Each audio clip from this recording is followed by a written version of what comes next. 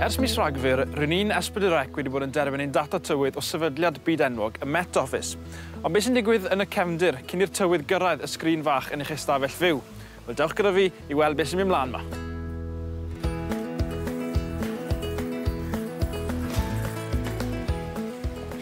O, Mari? Hei, Steff, neis i weld ti. Neis bo ma. Croeso i'r Met Office. Diolch. A ti di dewis diwrnod dda, mae'n lot yn mynd ymlaen. Oes e? Oes da, dewch i fewn. Can i gael look? Ie. Wedi sefydlu ym 1854 fel gwasanaeth i longwyr o dan oruchwyliaeth Robert Fitzroy.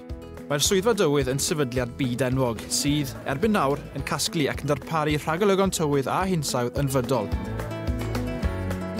Ond mae'n siwrne ni'n dechrau tu fas. Mwyn deall beth sy'n digwydd yn y dyfodol, mae rhaid yn gyntaf deall beth sy'n digwydd yn y presennol. Ac i wneud hwn, ni'n cymryd lot o observations o amgylch y byd, a ni'n mesur glaw, pethau fel gwynt, pa mor gryf yw a hefyd y tymheredd.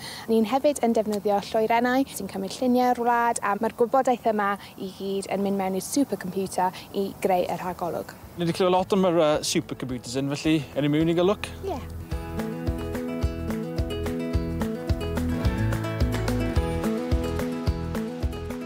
Felly, dyma ni, mae'n anferth. Mae'n wych yn diwy. Wow. Mae'r un peth a gael 140,000 o gyfrifiaduron yn yr un stafell. Wel, lot. Lot o ddata. Lot o ddata. Ni'n cadw fan hyn fwy o'r data sy'n darnau o dywod yn y byd i gyd. A mae'r cyfrifiadur fan hyn yn y cyfrifiadur mwyaf yn Ewrop i gyd. Mae partneriaeth S4C a'r Swyddfa Dywydd yn mynd nôl blynyddoedd. Fydda i'n ôl da chi'n nes ymlaen hyn o? Wel, mae dros 20 mlynedd nawr ers fan ni'n cyflwyno'r tywydd a yr adeg hynny, oedd pethau'n syml iawn. Oedd, wel, gyda'n mwyaf rhyw 2-3 map, a ti'n gwybod y cyfan mae bobl eisiau gwybod o ddim yn ei fod yn sych, bwrw glaw neu gwyntog. Dwi eitha balch bod fi ddim yn neud y bellach, achos sa'n credu gallen ni ddobennau a gweud y gwir. Ond mae'r gwybodaeth mwy manwl, chi'n gwybod mae popeth gyda'r jet stream, mae'r wasgedd uchel a'r isiel yn dod lan o Ffrainc. Mae pob peth yn wahanol, ond mae'n fanwl iawn. So, Madi, ni wedi cyrraedd yr media briefing service room. A beth yn gwmwys chi'n ei fan hyn? Wel, fan hyn ni'n tîm sy'n gweithio 24 awr y diwrnod, 365 diwrnod y flwyddyn, a ni bob amser fan hyn ar galwad y ffôn achos ni'n gweithio 2 shifts o 12 awr, so ni'n bob amser fan hyn yn gwybod y rhagolwg diweddaraf. A mae Cymru'n un o'r llefydd caletau i wneud rhagolygon, nag yw e? Ydy, mae'r tywydd yn challenging iawn yn Gymru achos mae'r effaith yr afordydd a effaith y tirwedd gyda'r mynyddoedd a popeth arall yn meddwl bod y tywydd yn newid trwy'r amser yn Gymru sy'n eitha ddiddorol a hwylus achos mae tywydd y pob amser yn newid am ardal eitha bach, mae'n lot yn mynd ymlaen.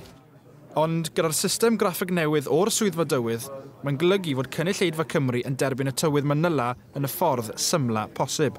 Mae Visual Cortex yn pecyn graffeg newydd sbon a mae S4C yn un o gwsmeriaid gyntaf i'w ddefnyddio a chi'n gallu gwneud bob math yn herma'r tywydd. Chi'n gallu edrych ar typhoons yn y Pacific neu gwres yn y Dwyrain Canol neu edrych ar tywydd diddorol sydd gan Gymru. Y cam nesaf wedi'r dadansoddi yw adeiladu'r bwletin, cadw llygaid ar y wybodaeth diweddaraf a chadw mewn cysylltiad cyson gyda'r tîm yn Exeter. A dyna ni, taith y tywydd i gyrraedd eich cartre.